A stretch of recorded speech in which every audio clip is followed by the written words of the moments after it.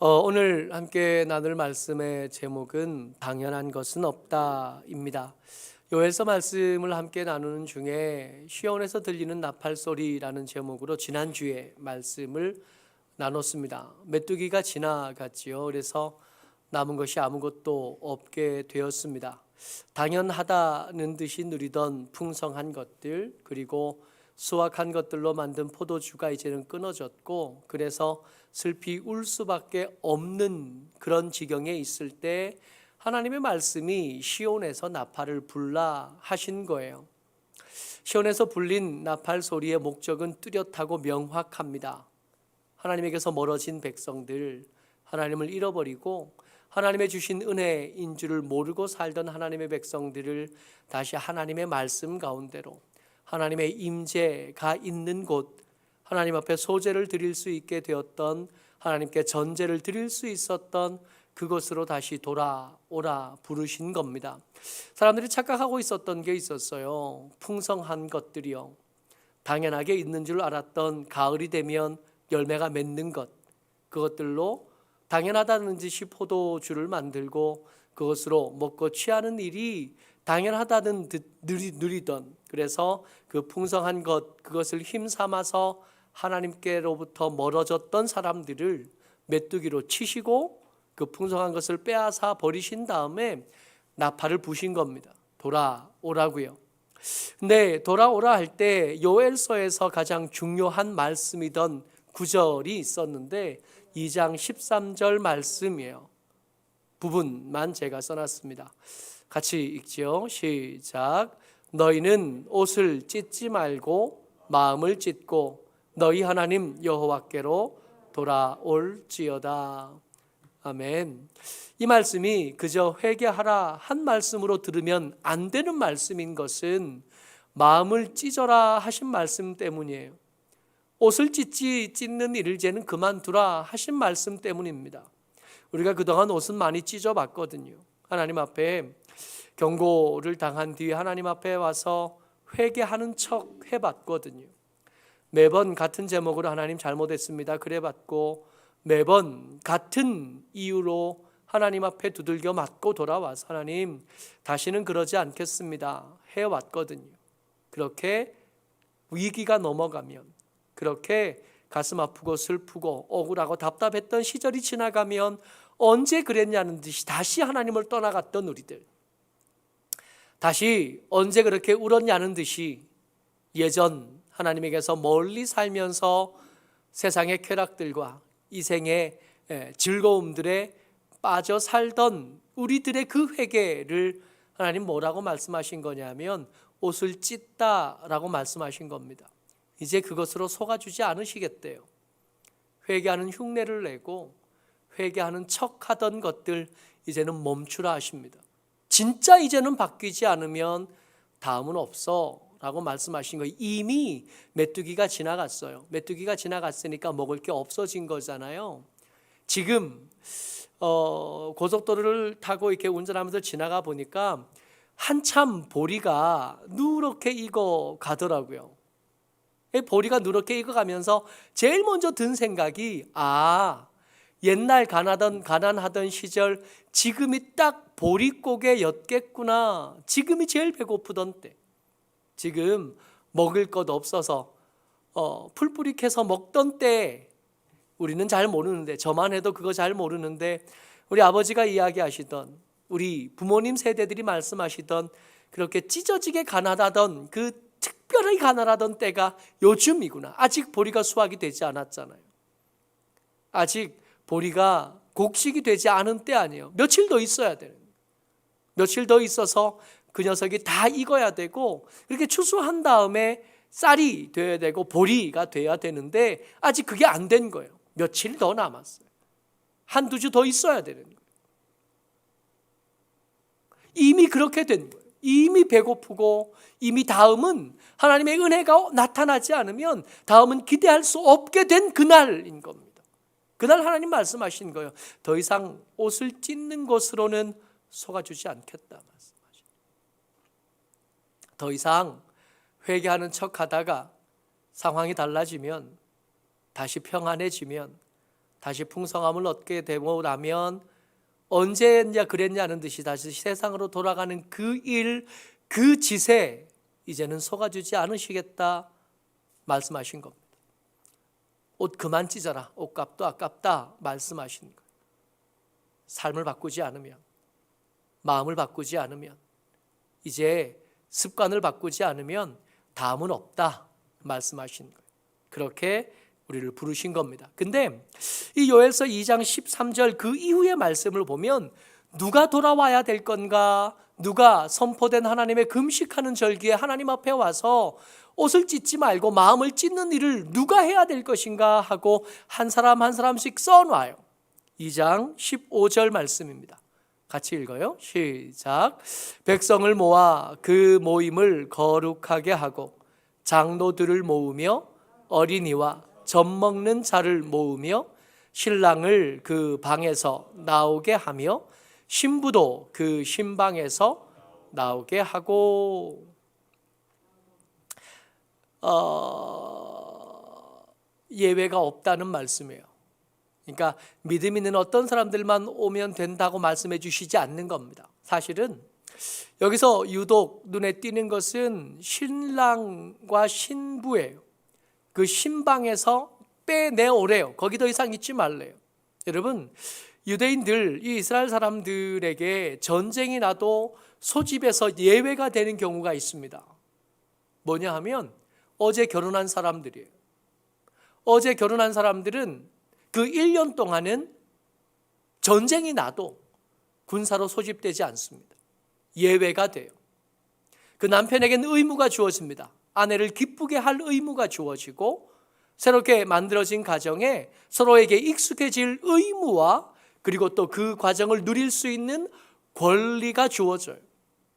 그러니까 합법적으로 모임에 나가지 않아도 되고 합법적으로 전쟁으로 나가지 않아도 되는 사람들이 누구냐 하면 어제 결혼한 사람들, 결혼한 지 아직 1년이 지나지 않은 사람들, 이 사람들은 예외거든요. 근데 이 소집, 메뚜기가 지난 다음에 시온에서 울린 그 나팔 소리에는 예외가 없다는 거예요. 신랑도 나와야 돼요. 신부도 나와야 돼요. 젖먹이도 나와야 돼요. 어린이도 나와야 돼요. 믿음 없는 사람, 나는 믿음 없으니까 괜찮아. 아니요, 안 괜찮다고요. 나는 기도하지 못하니까 괜찮아. 아니요, 안 괜찮다고요. 나는 늙어서 괜찮아. 아니요, 늙어도 안 된다고요. 여기에 누구도 예외가 될 수 없습니다. 다 나와야 돼요. 지금은 내 권리를 말할 때가 아니라 죽느냐 사느냐 하는 이야기를 하는 중입니다. 살고 싶다면, 여호와의 날을 믿음 없는 채로 만나지 않으려고 한다면 누구든지 시온에서 울린 그 나팔 소리를 듣고 나와야 되는 거예요. 예배에 대한 광고들을 이렇게 단톡방에 이렇게 올리면서 생각합니다. 누가 오실까? 누가 인증샷을 올려주실까? 그렇게 우리와 함께 예배했다는 표시를 남겨주실까? 생각보다 잘 안 해요. 생각보다 반응이 없습니다. 가끔씩 이렇게 반응이 보이면 주님 본 듯 반가운데 그 반가운 건 우리 마음이고 기다리는 사람들 마음이고 오시는 분들은 그 마음에 대해서 잘 모르는 거예요. 근데 그리고 이런 얘기들은 매번 잘 오시는 분들만 들어. 우리 여기 와 있는 분들, 인증샷을 매번 올리시는 분들만 이 잔소리를 듣는 거죠.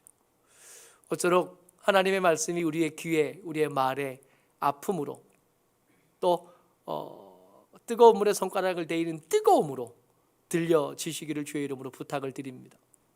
신랑을 방에서 나오게 하시는, 신부를 그 신방에서 불러낸 하나님의 그 애절한 목소리가 우리의 귀에 들려서 우리의 하나님에게서 멀어진 삶의 자리에서 일어나서 주의 임재 가운데로 나오고 주의 말씀 가운데로 나오고 주의 은혜를 구하는 기도하는 자리에 나오게 되시기를 주의 이름으로 축복합니다. 아멘. 여러분, 애초에 이 메뚜기 재앙은요, 하나님의 질투 때문에 시작된 일이에요. 어떤 일에 대해서 적당한 반응이 있거든요. 엄마가 아들 보고 학교도 지질이 안 가려고 그러고 공부도 안 하려고 그러고 말도 지질이 안 듣는 아들 보고 그래요. 너 그럴 거면 학교 가지 마. 근데 평생 말을 안 듣던 이 아들이 그 말을 아멘 한 거예요. 다음날 아침에 깨워도 안 일어나요. 학교 갈 생각을 안 하는 거예요. 너 뭐예요? 학교 안 가? 그랬더니 어제 엄마가 학교 가지 말랬잖아. 나 계속 그럴 거라서 학교 안 가려고. 어떤 말에는 그가 목적한 반응이 있거든요. 하나님께서 메뚜기를 보내셨습니다. 죽이자고 보낸 게 아니라 깨우자고 보내신 거예요. 그 풍성한 것들로 하나님을 찬양하고 감사하지 아니하고 술 취하는 데 썼던 사람들을 하나님께서 그 술 취한 것에서 깨우고 싶으셨던 거예요. 그래서 메뚜기를 보내신 겁니다. 그러면 말귀를 제대로 알아듣는 거면 어떻게 해야 되냐 하면 내가 하나님께로부터 멀어져서 메뚜기가 왔어요. 그럼 어떻게 해야 돼요? 하나님이 날 미워하시는가 봐. 아니잖아요. 하나님께서 날 저주하셨나 봐. 아니잖아요. 하나님이 날 저주하신 게 아니라, 하나님께서 날 미워하신 게 아니라 멀리 떠나 더 위험한 지경에 이를 나를 깨우셔서 다시 안전한 곳으로 돌아오게 하고 싶으신 거잖아요. 그럼 어떻게 반응해야 되냐면 돌아오면 되는 거거든요. 멀어져서 생긴 일이니까 돌아오면 돼요. 멀어져서 생긴 일에 오해하면 어떻게 하냐면 아유 역시 여기는 내가 있을 자리가 아닌가 봐. 절에나 한번 가봐야지 이러면 안 되는 거거든. 너 이러려면 학교 가지 마. 엄마 잘못했어요. 내일부터 열심히 할게. 뭐 이래야 되는 거거든. 기대한 반응이 있으신 거고 기대한 모습들이 있는 거거든요. 하나님께서 여러분들과 제게 메뚜기를 보내셨다면 우리를 사랑하시는 게 분명한데 우리를 향한 하나님의 사랑이 선포되고 그 선포된 사랑이 여전한데 그럼에도 불구하고 내 삶이 자꾸 굽어 돌아요. 그럼 생각해 봐야 되지 않겠어요? 이게 혹시 메뚜기가 아닐까? 하나님께서 당신에게로부터 멀어진 우리를 질투하시는 우리가 더 위험한 지경에 넘어가지 않기를 원하셔서 우리가 멈춰 설 수 있도록 우리를 다시 부르시는 하나님의 질투 때문에 생겨난 일이 아닐까 한번 생각해 봐야 되지 않겠어요? 돌아봐야죠. 2장 18절 말씀입니다. 같이 읽어요. 시작. 그때에 여호와께서 자기의 땅을 극진히 사랑하시어 그의 백성을 불쌍히 여기실 것이라. 저기서 극진히 사랑하다요. 여러분 극진히 사랑하다와 질투하다는 바꿔 읽어도 그렇게 무리가 없어요. 극진한 사랑에는 여러분 독점력이 생길 수밖에 없어요. 요즘 한참 이야기 많이 하잖아요. 깻잎을 누가 떼줄 건가 말이에요. 깻잎을 떼주면 되느냐 안 되느냐 가지고 엄청 말이 많잖아요. 그 왜 그래요? 그 얘기 왜 했죠? 그 사람을 내가 돌보고 싶은 거예요. 그 사람에게 더 친밀하게 굴 수 있는 사람은 나밖에 없다는 거예요. 그거 아니에요? 그 사람을 사랑한다는 거 아니에요? 그 사랑에 다른 사람이 끼어드는 게 싫다는 거 아니에요?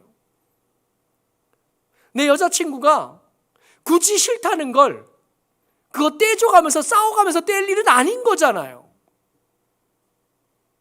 왜 시작됐냐 하면 사랑하니까 시작된 논쟁이에요. 그 사랑에 소홀해진 사람에게 한마디 하고 싶어서 생긴 논쟁인 거죠. 뭐든 말할 수 있겠지만 내 짝이 싫다면 안 하면 되는 거거든요. 극진히 사랑하셔서 생긴 일입니다. 만약에 이 하나님의 그 사랑하심 때문에 생긴 일이라면 그 메뚜기가 하나님의 사랑하심, 하나님의 극진히 사랑하심, 하나님의 질투하심 때문에 생긴 일이라면 어떻게 하면 되냐면 돌아오면 돼요. 돌아오면 그 질투는 사랑으로 우리에게 다시 말씀되어질 테고 우리에게 다시 누려지게 될 거거든요. 내가 두 장으로 못 떼고 있으면 잽싸게 잡아주실 거 아니에요. 그의 백성을 불쌍히 여기실 거 아니에요.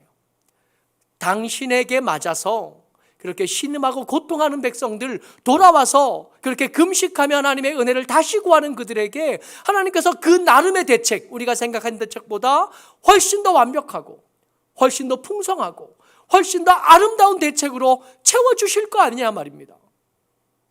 하나님께서 우리에게 메뚜기를 보내셨어요. 죽이자고 보내셨으면 메뚜기 안 보내셔도 돼요. 그렇지 않아요? 메뚜기 아니라도 하나님께서 세상을 징계하시고 징벌할 수 있는 방법은 수십 가지나 되고 수백 가지나 되고 매일매일 새로운 방법으로 징계하실 수 있거든요. 그럼에도 불구하고 하나님께서 메뚜기를 보내시고 그 후에 시온에서 나팔을 불어 오신 것은 이게 그냥 진노하심만 있는 게 아니라 그 안에 숨겨진 하나님의 극진한 사랑이 깔려 있으니까 그게 된 거예요. 돌아오면 되거든요. 돌아오면 그 백성 그 전까지 뭐 했었어요? 메뚜기 오기 전까지 뭐 했냐면 하나님께서 주시는 풍성함 가지고 술 취해서 하나님께 드리는 소제와 전제를 소홀히 하던 사람들이었습니다. 그런 사람들을 다시 불러서 뭐라고 부르시냐 하면 돌아온 그 백성, 그 사람들을 향하여 여전히 이 사람들은 내 백성이고 내가 불쌍히 여길 내 사람들이다 라고 말씀하고 계시는 거예요. 그리고 돌아온 그 사람을 위해서 하나님께서 큰 일을 하시겠대요. 위대하고 아름다운 일을 하시겠대요. 상상도 못할 일을 하시겠대요. 2장 21절 22절입니다. 같이요. 시작. 땅이여 두려워하지 말고 기뻐하며 즐거워할지어다. 여호와께서 큰 일을 행하셨음이로다. 들짐승들아 두려워하지 말지어다. 들에 풀이 싹이 나며 나무가 열매를 맺으며 무화과 나무와 포도나무가 다 힘을 내는도다. 여호와께서 큰 일을 행하시겠대요. 여호와께서 큰 일을 행하시겠다 그러고 그 뒤에 설명된 것들을 하나하나 짚어보면 들에 풀이 난대요. 여러분들 이게 메뚜기 재앙 이후니까 사실은 특별한 일이긴 합니다만은 들에 풀 나는 거는 매년 봄에 일어나는 일이잖아요. 그렇게 별난 일이 아닌 것처럼 보여요. 물론 이 사람들이 느끼는 들의 풀은 다릅니다. 왜냐하면 메뚜기가 지났잖아요. 씨가 마른 것처럼 보였거든요. 뿌리까지 다 뽑힌 것처럼 보였고 다시는 거기에 풀이 나지 않을 것처럼 보일 만큼 황폐해진 땅인데 다시 풀이 났으니까 우리가 들에 있는 풀을 볼 때보다 이 사람들이 들에 있는 풀을, 그 싹이 난 들을 볼 때 훨씬 더 감격했을 겁니다만은 하늘에서 음식이 내리지 않은 거예요. 그 만화 영화 있잖아요. 왜 하늘에서 음식이 내린다면 뭐 그런 영화 있었죠. 왜 피자가 막 떨어지고 비 대신.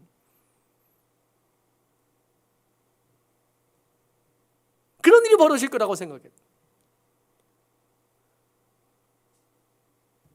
떡 5개 물고기 2마리로 온 백성이 다 먹고 창고 12개를 채울 만큼 남았다 뭐 이런 얘기가 있을 것 같은데 그렇게 하지 않으셔요. 뭐라고 말씀하시냐면 너희들이 풍성함으로 술 취하던 그때 메뚜기 때문에 잃어버렸던 것들을 다시 회복시켜 주시겠대요.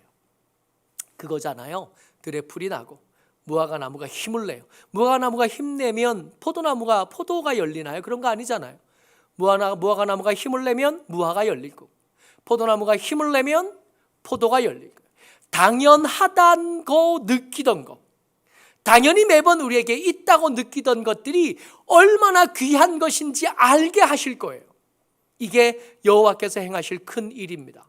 아직 메뚜기를 경험하지 않은 여러분들과 제게 오늘 말씀을 통해서 기억해야 될 건 뭐냐 하면 당연한 것 하나도 없다는 거예요. 우리가 멀쩡히 2다리로 걸어 다니는 거 이거 당연한 거 아니었던 거죠. 그지 민영아? 아니었던 거예요. 당연한 게 아니라 하나님께서 특별한 은혜로 나를 붙잡아 주시고 내 근육과 힘줄과 뼈와 관절을 붙잡아 주시는 은혜로 걸어 다녔던 것들이 너무 당연한 줄 알아서 감사한 줄도 모르고 그렇게 걸어서 멀리 갔던 그런 우리에게 하나님께서 이거 쏙 빼가시니까 주저앉았다. 아침에 알람 소리를 듣고 일어나서 씻고 옷 갈아입고 그렇게 걸어서 이제 교회에 옵니다. 교회 오면 문 열고 불 켜고 컴퓨터하고 저 믹서를 부팅 해놓고 들어가서 머리 빗고 옷 좀 챙겨 보고 다시 나와서 음악 틀어놓고 들어가요. 그때가 5시 한 5분쯤 돼요. 5시 5분쯤 들어가서 이제 설교 준비할까 한 번 더 보고 이렇게 읽어보고 공부 좀 하다가 5시 27분이 되면 알람이 한 번 더 울리거든요. 아예 나갈 때가 됐어. 그때쯤 되면 차 들어오는 소리가 들려요. 그리고 들어오면 이제 매번 새벽에 보이는 분들이 앉아 계시죠. 매일 아침 제가 경험하는 일상들이 당연한 거 아니었다. 매일 아침 오시는 그분들이 허리 아픈 것 때문에 못 오실 수 있었거든요. 매일 아침 오시는 그분이 담석증이 있으셔서 이게 연세가 높아서 그게 통증이 만들어지면 통증을 만들게 되게 위치가 조금만 변하면 통증이 오는 거잖아요. 돌이 조금만 모양이 바뀌면. 그렇게 되지 않았던 거예요. 병원에서 만약에 이 어른에게 이 담석증이 통증이 되고 나면 그때부터 대책이 없대요. 수술을 해야 되는데 걱정되는 게 연세가 높으시니까 수술을 감당하지 못할 거라는 거예요. 보통의 치료를 못하는 거예요. 그렇게 되지 않고 아침을 맞은 거예요. 걸어오신 거예요. 우리 모두 마찬가지. 매일 아침 우리가 당연하게 누리는 그 일상이 사실은 당연했던 것이 아니라 밤새 하나님께서 한 사람 한 사람에게 꼭 필요한 은혜로 붙잡아 주시고 꼭 필요한 인도하심으로 그들과 함께 해주셨다가 아침을 맞이할 수 있게 해주시는, 그렇게 짧게 말씀 나누고 기도하다가 보면 어느새 사면이 이렇게 환해져요. 음악이 어느 정도 이렇게 한마디가 끝나면 다들 집에 돌아가십니다. 평범하게 또 하루가 시작되고 하루가 사라지기 시작하는, 당연한 줄 알았던 그것들 사실은 당연하지 않았던 것들, 하나님께서 붙잡아 주신 은혜가 있었고 하나님께서 함께 해주신 은혜가 있었다는 겁니다. 하나님께서 당신이 행하실 큰 일을 말씀하시면서 어떤 말을 사용하시냐면 2장 23절이요. 시작. 시온의 자녀들아, 너희는 너희 하나님 여호와로 말미암아 기뻐하며 즐거워할지어다. 그가 너희를 위하여 비를 적당하게 주시리니 이른 비와 늦은 비가 예전과 같을 것이라. 여러분, 예전과 같은 그것, 그게 여호와로 말미암아 기뻐해야 될 일이래요.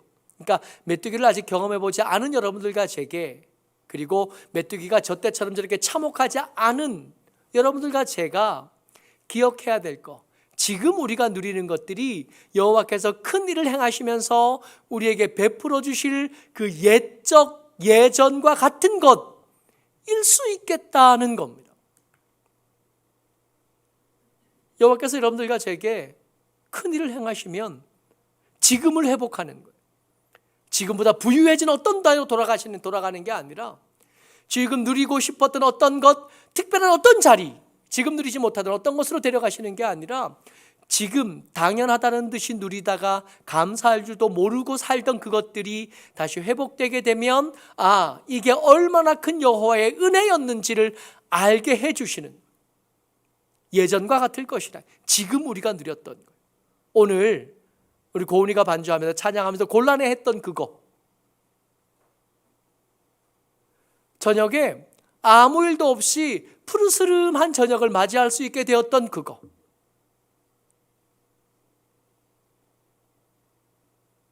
쩔뚝거리면서 걸어온 우리 집사님 민영 권사님, 여러분들과 저요, 영상으로 함께 예배드리고 있는 이 상황과 이 형편이요, 요엘서에서 하나님께서 말씀하시는 기뻐할 만한 일, 여호와로 말미암아 감사하고 즐거워해야 할 만한 일, 예전과 같은 그거, 지금 우리가 누리는, 어느샌가 간절한 소원들이 우리 마음속에 이렇게 자리를 잡으면서 그 소원들을 바라보다가 감사가 식어지고 감사가 우둔하여지고 감사하는 일에 비대해진 나를 봅니다. 어쩌록 좋아요, 여러분들. 이 계절의 여왕 5월 달에 이 아름답고 귀한 날에 오늘 살아가는 저와 여러분들, 하나님께서 말씀하시는 큰 일이 오늘도 우리에게 여전히 있었고, 그래서 오늘 저녁을 맞이할 수 있었고 예배 드릴 수 있게 된 겁니다. 그러니까 마땅히 감사함이 마땅하고 하나님의 은혜에 감격함이 마땅한 줄 압니다. 모쪼록 우리 가운데 하나님께서 주신 은혜에 감격하고 감사하며 새삼스럽게 당연하다 하지 말고 특별한 은혜다, 그게 특별한 은혜인 줄 알고 오늘을 살아내는 저와 여러분 되시기를 주의 이름으로 축복합니다. 아멘.